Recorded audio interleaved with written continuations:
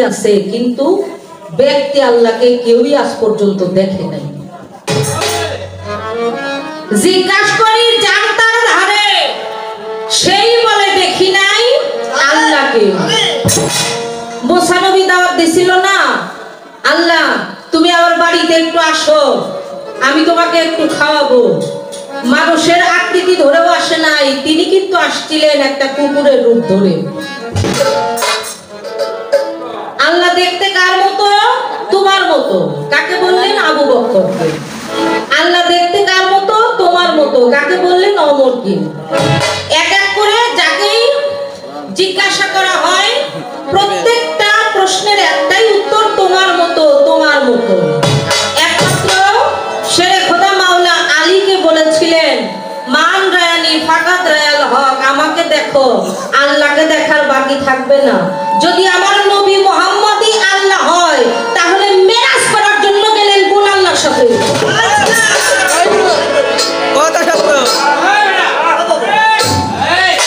তিনি যে মেরাজে গেলেন, মেরাজে গিয়ে আল্লাহর সাথে কথাও বললেন। ঘুরে এসে কিন্তু তিনি বলেছেন যে আমি আল্লাহর সাথে কথা বলেছি, নাকি? এখানে আপনি আমাকে একটু বুঝদান করবেন, একটানা 27টা বছর তিনি আল্লাহর সাথে মেরাজ করলেন। নিজেই যদি স্বয়ং প্রভু, স্বয়ং আল্লাহ হয়, তাহলে তো তার মেরাজে গমনের কোনো দরকারই আসছিল না। আল্লাহর কোনো শরীক নাই। আল্লাহর কোনো শরীক আছে বাবা? আপনি কিন্তু আপনার গানের মধ্যে বলেছিলেন এক ব্রহ্ম। আল্লাহ একজন, আল্লাহ লা শরীক, আল্লাহর কোনো শরীক নাই। আল্লাহ হলো বেমিসাল, আল্লাহর আহার নাই, আল্লাহর নিদ্রা নাই।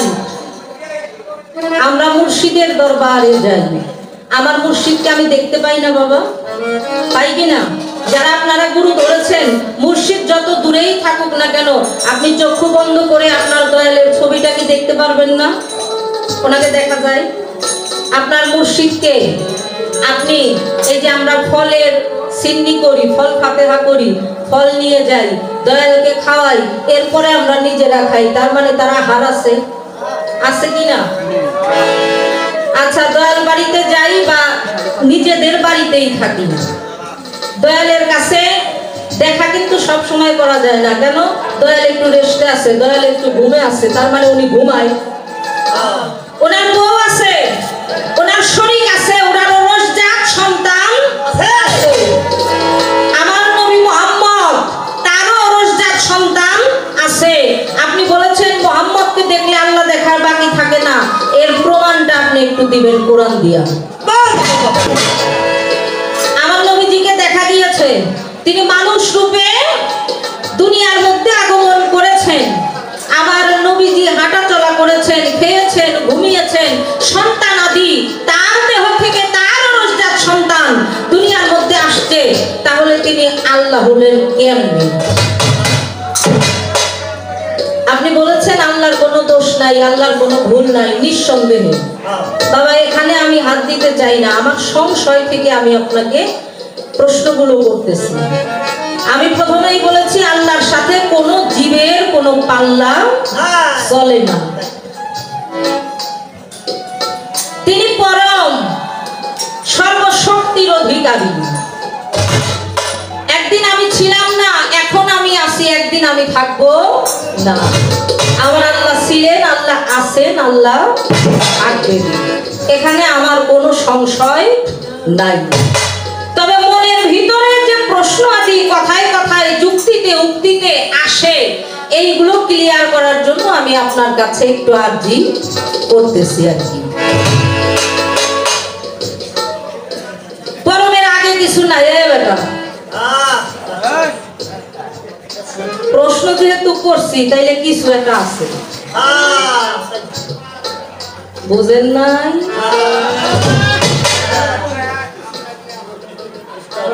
আগে মানে কি? আগে মানে সামনে। এত সহজ কথা বুঝেন না, একটু ব্রেন ওয়াশ করার জন্য প্রশ্নটা ছিল, যোগ্য মায়ের বেটা কিনা।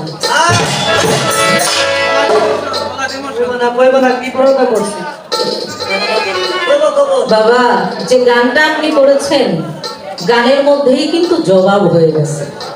সৃষ্টির আগে বড় আগে সর্বপ্রথম কি হয়? আওয়ালুমা খালাকাল্লাহু মিন নূর। সর্বপ্রথম আল্লাহর দেহ থেকে নূর ঝরে এবং তিনি একভাবে ওই নূরের প্রতি লক্ষ্য করে চেয়েছিল। আল্লাহর আগে সর্বপ্রথম মুহাম্মদী নূর। এটা আপনার গান থেকেই আমার জবাব আমি পেয়ে গেছি। আমি আর এখানে কথা বলতে চাই না। আমি আমার মুর্শিদকে আল্লাহ রূপে মানতে পারি না।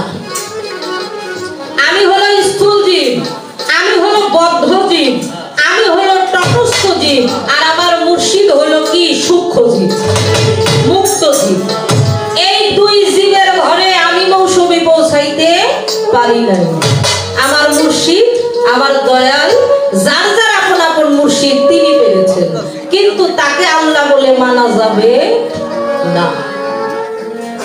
আর নবী মুহাম্মদের কথাটাও আমি বাজানের কাছে প্রমাণ সহ একটু চেয়েছি। আমি বলছিলাম, আল্লাহ তুমি যদি জীবের সাথে প্রেম করবা, কাম দিলা কেন? একটু পরীক্ষার জন্য কামও দিছি, প্রেমও দিছি, আবার কাম থেকে বাঁচার জন্য মন্ত্রও দিছি। বাবা শুনেন, আমাদের রাজবাড়ী জেলায় সোনাপুর বাস স্ট্যান্ডে, সোনাপুর থেকে একটু ভিতরে,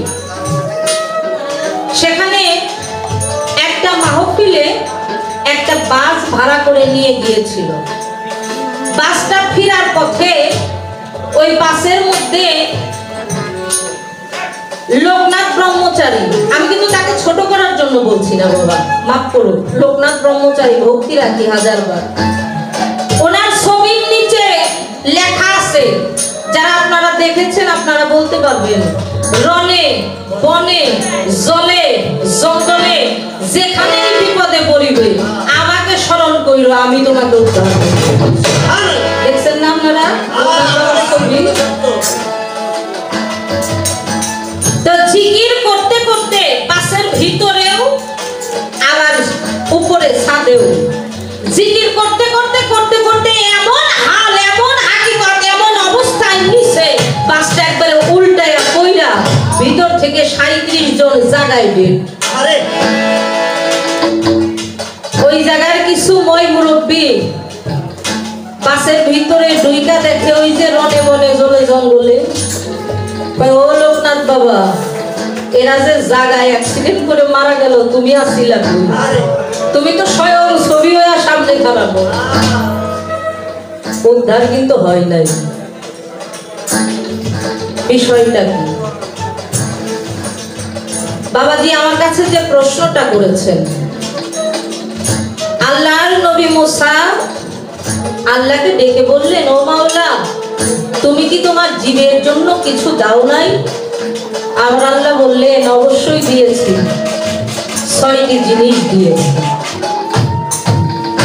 আল্লাহ ৬টি জিনিস দিল ৬টি জায়গার মধ্যে। এই ৬টি জিনিস কি, আর তাহা আমার অর্জন হয়েছে কিনা?